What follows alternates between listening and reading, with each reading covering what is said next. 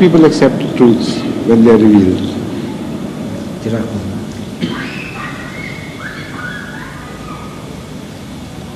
Yes, Dr. Mujibul Haq Sahab?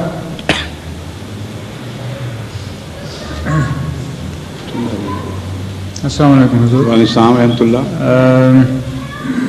I don't know whether I should use this phrase that apparently, as you sir mentioned, Quran is hidayah for muttaqi. And as we learn that a person becomes muttaqi after learning Quran or understanding Quran. So apparently it seems catch-22 that unless a person understands Quran properly, he doesn't become muttaqi, and unless he is a muttaqi, he can't understand it. So how do we solve this? Yes, I understand the apparent contradiction, but there is no contradiction whatsoever. The word muttaqi can be understood variously and at various levels. The simplest meaning and the most elementary meaning of the word muttaqi is the one who has the fear of God. No, the one who is guided to the right path, he also may have fear of God, and the one who is not yet guided to the right path, he can also have a fear of God to a certain extent. Yes, please. So to have the fear of God is the first qualification. So in the simplest terms, the word muttaqi just means fear of God. Now when you have fear of God, you can progress and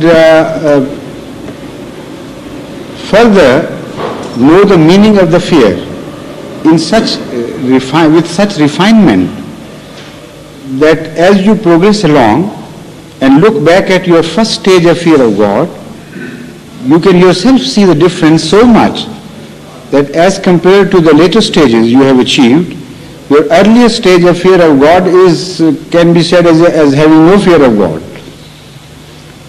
So it's only a matter of progress. To begin with, the simplest definition of taqwa would be applied here in this verse from one point of view.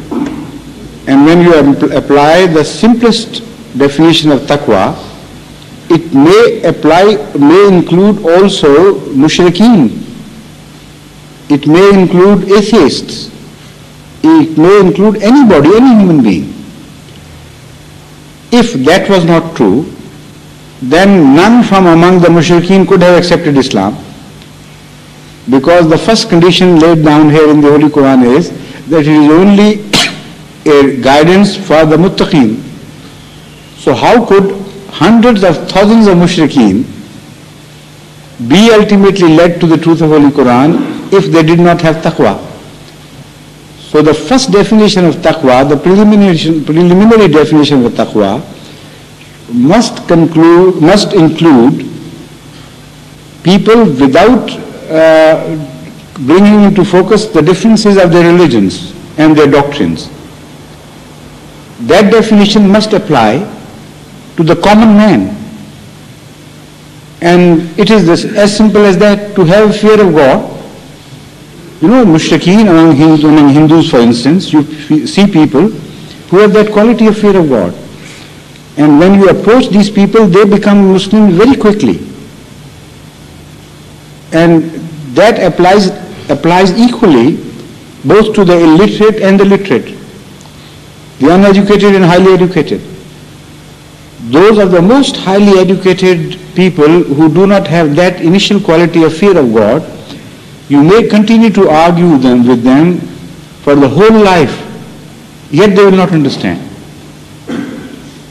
They will try to, counter your arguments, whether they are convinced themselves or not, but they have that quality of lack of fear, which prevents them reaching the truth. And on the other hand, the simplest man who has that true quality of fear of God, without having even much knowledge, he would immediately accept. And those scholarly people too, who are highly advanced, if they have the quality of fear of God and they are approached by a simple man who is uneducated, they would not look down upon him. They would not show any arrogance to him because the fear of God would prevent them doing it. And if they see truth coming with their way from a man who apparently is a lowly placed man compared to their knowledge and their wisdom, they will just grab the truth and forget about who is presenting this truth to them. So here, initially the meaning taqwa has these rudimentary, elementary meanings. But also it has the most advanced meaning as well.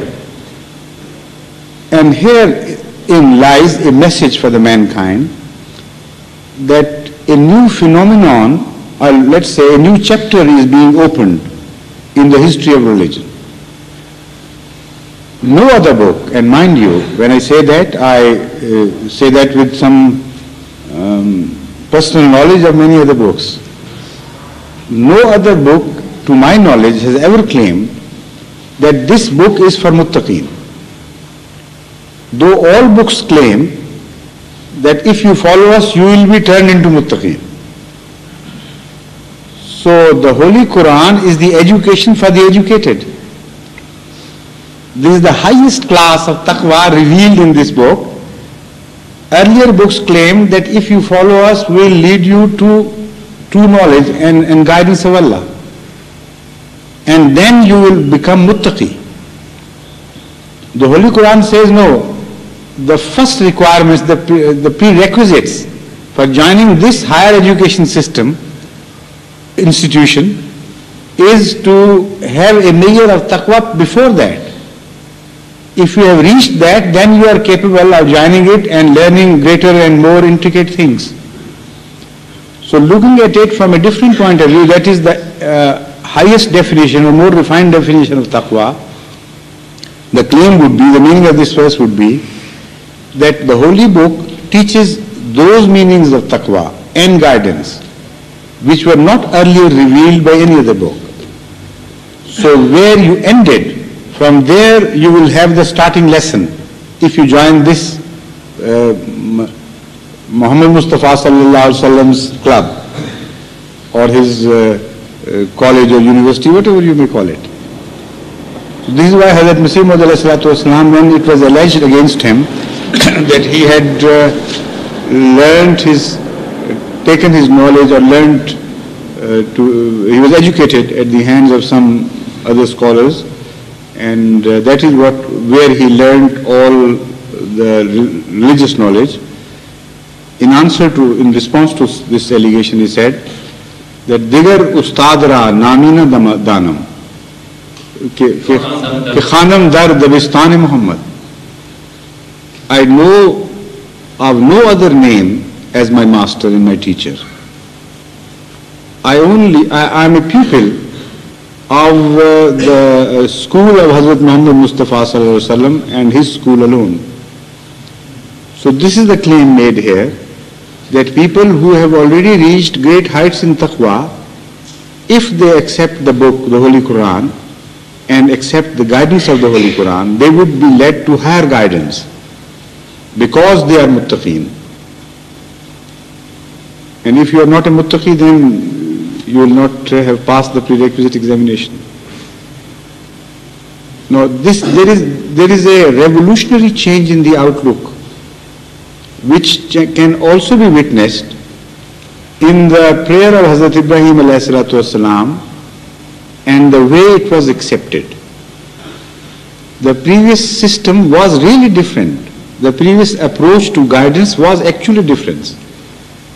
Earlier people did think, even the most learned among them, that you cannot reach taqwa without guidance first. First you must be guided and then you reach taqwa. That is, tazkiyah and taqwa are one and the same thing. And the Holy Quran presents a revolutionary attitude which is completely different from this. So the prayer I am referring to is the prayer by Hazrat Ibrahim alayhi salatu wasalam regarding the coming of Hazrat sallallahu alayhi wasallam. While he was raising the foundations of Khana Kaaba, he prayed to Allah, Rabbana wabas